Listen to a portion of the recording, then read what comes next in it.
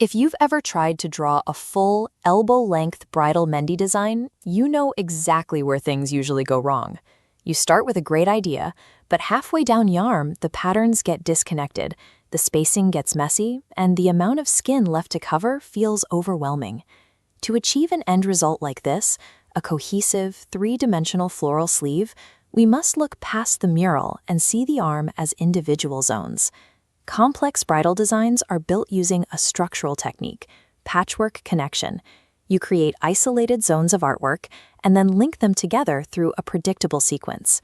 To execute this system, you need two basic prerequisites. First, a high-flow cone that allows for consistent pressure, and second, a solid mastery of drawing basic geometric shapes and floral borders. Mastering how to build and hide the boundaries of these patches transforms the pressure of freehand drawing into a methodical, engineered process. Step 1 is establishing our starting coordinate. We begin exactly 3 fingers down from the elbow crease. This specific measurement leaves mandatory negative space above the design, allowing room to add boundary grids or scallops later without running off the arm. At this exact coordinate, we build our primary anchor patch. We construct a cluster made of 3 specific flower sizes, 1 full flower, 1 3/4 flower, and 1 half flower. Grouping these uneven sizes prevents the design from looking like ridging wallpaper. Once the cluster is drawn, you have to apply thick, heavy outlines to every single petal. This structural requirement physically walls off the anchor patch from the delicate background details we will add next. This asymmetrical, bold cluster serves as the load-bearing element for the top half of the arm. It dictates the scale, the visual weight, and the flow for everything that follows. When amateur Mehndi looks flat and muddy, it is almost always due to uniform line weight. If your flowers and your filler grids are drawn with the exact same thickness, everything blurs together into a gray mess. Look at this geometric breakdown. The golden rule of 3D detailing is strict alternation. Place delicate, hair-thin lines against bold, heavy shapes. Never put bold next to bold. Applying this to our anchor patch, our heavy bordered flowers are immediately surrounded with fine details, tight grids, tiny scallops, and spirals. Executing this requires precise physical control over your cone. You apply heavy, deliberate pressure to drop the primary flower outlines, and then pull back to a feather-light touch for the immediate secondary grids.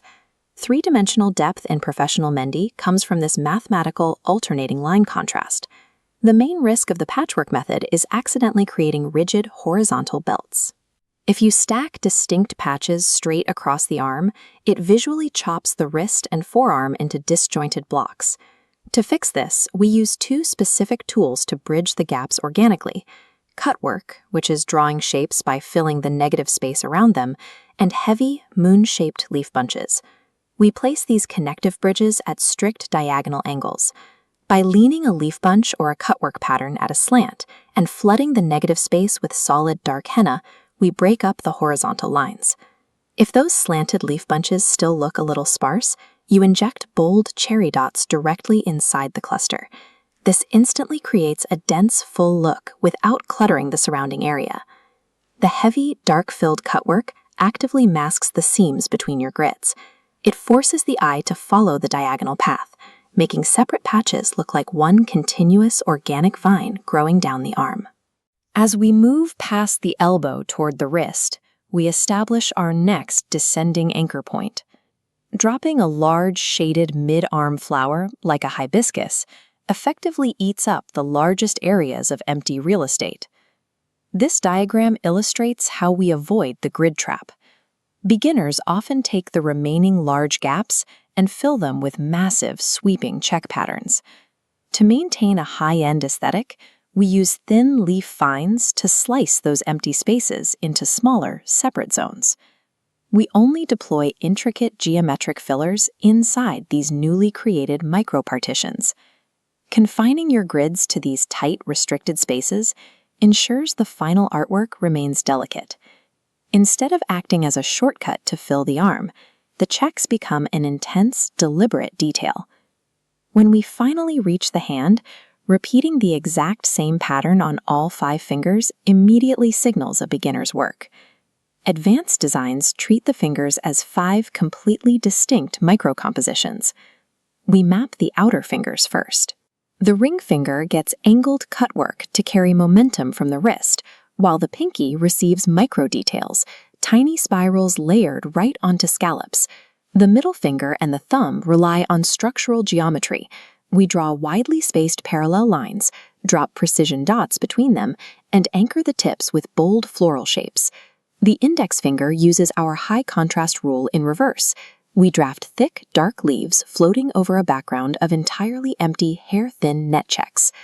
By engineering a unique composition for each finger, we create a cascading finale of complexity right where the eye naturally comes to rest.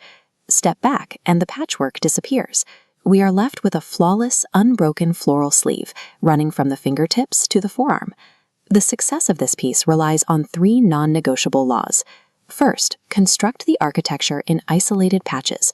Second, strictly alternate your bold and fine line weights. And third, partition your empty space before dropping in check patterns. The next time you sit down with a cone, practice seeing the arm as a series of connected geometric zones, rather than a single, intimidating blank canvas. Seamless bridal work comes from the precise engineering of contrast and the strategic masking of structural seams. If you found this breakdown helpful, hit subscribe. Let me know in the comments which traditional Mehndi structure we should deconstruct next.